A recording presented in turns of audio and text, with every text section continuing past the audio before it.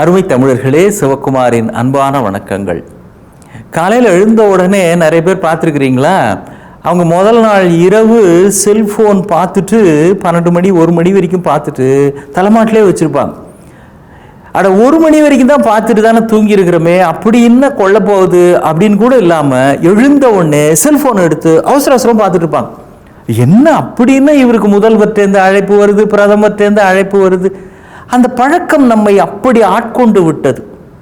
என்னங்கன்னா சில பேர் அதுக்கு தீவிரமாக ஒரு பதில் வேற சொல்லுவாங்க. என்ன அது பொது அறிவை வளர்த்துக்கணும்ப்பா, ஜென்ரல் நாலேஜ் வளர்த்துக்கணும்ப்பா.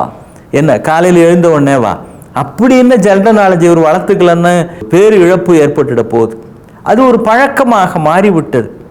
ஆனால் நாம் அதற்கும் முன்பாக தெரிந்து கொள்ள வேண்டிய நிறைய விஷயங்கள் இருக்கின்றன.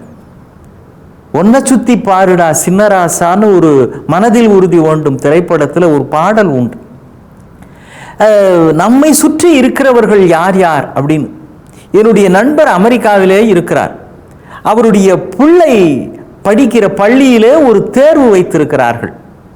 அந்த தேர்வு எப்படி அப்படின்னா, தன்னை சுற்றி இருக்கிற விஷயங்களை பற்றி அந்த பிள்ளை எவ்வளவு தூரம் தெரிந்து வைத்திருக்கிறது அப்படின்றத டெஸ்ட் பண்ணுறதான். தேர்வில் என்ன கேள்வி கேட்டாங்கன்னே அசந்து போயிட்டாங்க. பல பிள்ளைங்களுக்கு பதில் தெரியல.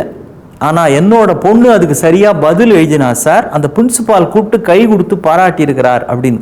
என்ன கேள்வி தெரியுங்களா? தினந்தோறும் உன்னுடைய வகுப்பறைக்கு வந்து வகுப்பறையை சுத்தம் செய்து விட்டு போகிற அந்த துப்புரவு தொழிலாளி, அந்த பெண்மணியின் பெயர் என்ன? இது ஒரு கேள்வி. வந்து கிளீன் பண்ணுறாங்களே ஆயாம்மா, அவங்களோட பேர் நமக்கு எவ்வளோ பேருக்கு தெரியும்?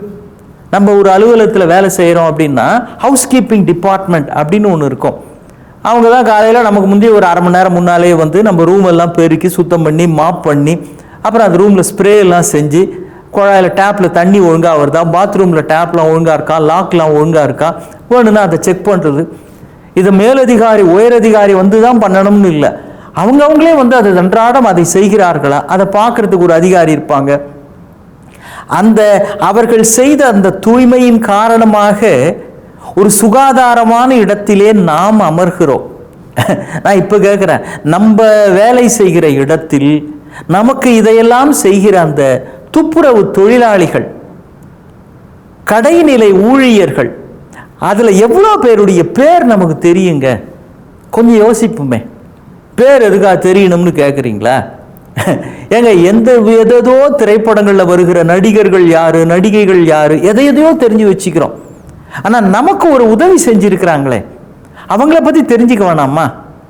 நான் இன்னும் சொல்ல வரோம், சில அலுவலகங்களில் சில அதிகாரிகள் வரலன்னா ஒன்றும் ஆகாது. சில மேனேஜர் வரல அப்படின்னு வச்சுங்களேன், அங்கே ஆஃபீஸே நல்லா இருக்கும், எம்ப்ளாயீஸ்லாம் சந்தோஷமாக பணியாற்றுவாங்க அன்னி முழுக்க. எப்பா இன்னைக்கு வரலையாமப்பா அவரு, அப்படியா ஸ்வீட் எடு கொண்டாடுன்ற மாதிரி அப்படியே செலிப்ரேட்டே பண்ணுவாங்க. அவர் ஏதோ ஒரு 2 நாள் லீவ் ஆனா, என்னடா இவ்வளோ லேட்டாக சொல்கிற, மகிழ்ச்சியான தகவல். அவர் வரலன்னா, சில கல்லூரிகள்லேயே பாருங்க, சில பேராசிரியர்கள் வரலன்னா பசங்க அவ்வளோ மகிழ்ச்சியாக இருப்பாங்க. தான் ஹெச்ஓடி இன்னைக்கு வரலடா அப்படின்னா, அப்படியா சூப்பர்ரா பிரமாதண்டா மச்சான், சே இப்படி தெரிஞ்சா நான் தொடர்ந்து வரத்துக்கு தயார்றா. அவர் வரமாட்டார்னா இவன் சொல்கிறான், அவர் வரமாட்டார்னா இவன் டெய்லி வருவானா. ஆனால் சில ஆசிரியர்கள் வரலன்னா அந்த பள்ளிக்கூடம், அந்த கல்லூரி நன்றாக இயங்கும். ஆனால் அந்த பிளாக்கை சுத்தம் பண்ணுறாங்களே ஆயம்மா, டாய்லெட்லாம் க்ளீன் பண்ணுறாங்களே அந்த ஆயம்மா, அவங்க வரல அப்படின்னா அந்த பிளாக்கே நாரிடும். ஆயம்மா நான் சொல்கிறேன், ஏன்னா பொதுவாக வயது முதிர்ந்த நம்முடைய தாய்மார்கள் அவங்க தான் அந்த கடைநிலை வேலையை எடுத்துக்கிறதுக்கு செய்யறதுக்கு வராங்க.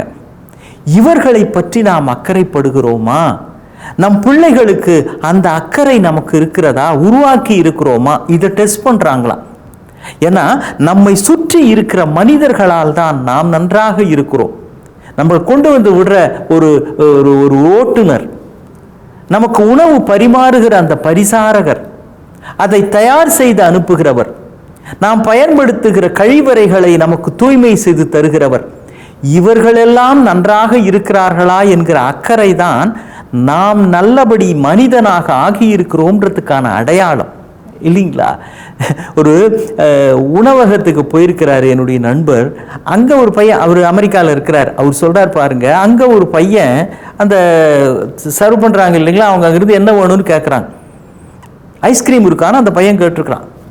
குறைஞ்ச விலையில் என்ன ஐஸ்கிரீம் இருக்குது, $2 ஐஸ்கிரீம் இருக்கான்னு. ஓ இருக்கே அப்படின்னு அந்த பெரியவர் சொல்லியிருக்கிறார்.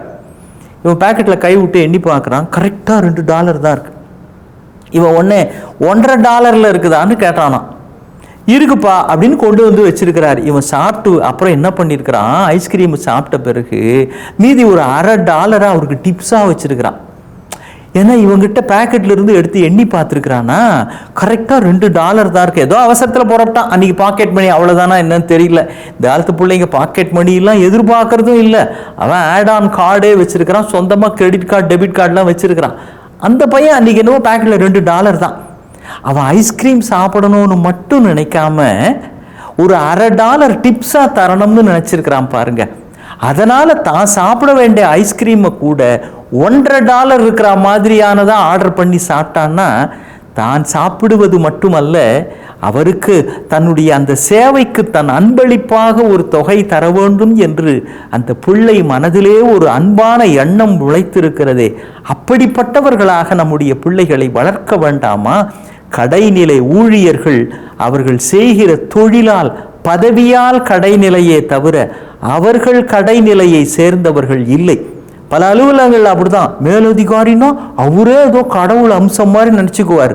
தான் கீழே இருக்கிறவங்களாம் தனக்கு அடிமை மாதிரி. ஏய், நீ கொடுக்குற சம்பளத்துக்காக தான் உங்ககிட்ட அவன் வேலைக்கு வந்தானே தவிர அவனே தாழ்ந்தவன் இல்லை. பணம் இருக்குன்றதுனாலேயே நீ உயர்ந்தவனாகிவிட மாட்டாய். நீ இருக்கிற பதவியால் உயர்ந்தவன். நீ இதே இடத்துலேருந்து வெளில போயிட்ட அப்படின்னா நாளைக்கு உன் மரியாதை என்னவா இருக்கும்னு யோசிச்சுப்பார். இதெல்லாம் நம்முடைய பெரியவர்கள் சொல்லி இருக்கிறார்கள். மேலிருந்தும் மேலல்லர் மேலல்லவர், கீழிருந்தும் கீழல்லர் கீழல்லவர்னு.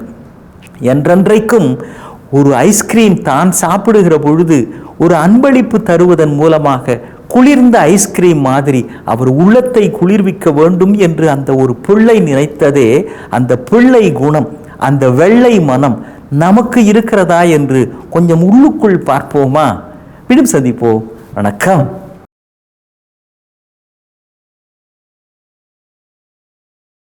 இன்னும் பல வீடியோக்களை காண சன் லைஃப் சேனலை சப்ஸ்கிரைப் பண்ணுங்க.